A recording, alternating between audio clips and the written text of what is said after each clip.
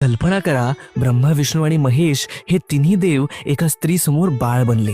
ही प्रसिद्ध लोककथा दत्तात्रेयांच्या जन्माची आहे.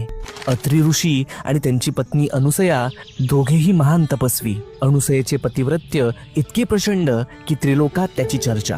एकदा नारद मुनींनी त्रिलोकी फिरत असताना देवलोकांमध्ये अनुसयेच्या पतिव्रत्याची खूप स्तुती केली. ती स्तुती ऐकून देवी सरस्वती, लक्ष्मी आणि पार्वती यांना मत्सर वाटू लागला. आमच्यापेक्षा कोणी श्रेष्ठ?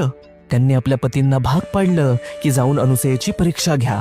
ब्रह्मा, विष्णू आणि शिव साधू वेशात अत्री आश्रमात आले. साधूंनी अनुसयेला म्हटलं, आम्हाला भूक लागली आहे, पण एक अट, तुम्ही निर्वस्त्र होऊन आम्हाला अन्नदान करा. यांची अपेक्षा मान्य करावी तर आपल्या पातिव्रत्य धर्माला बाधक होईल, आणि जर ती अमान्य करावी तर भुकेले अतिथी घरातून निघून जातील. करावे तरी काय? तेव्हा तिने कमंडलूतील गंगोदक घेतले आणि त्या तिन्ही अतिथींवर सिंचन केले, आणि अद्भुत, त्या क्षणी त्रिमूर्ती लहान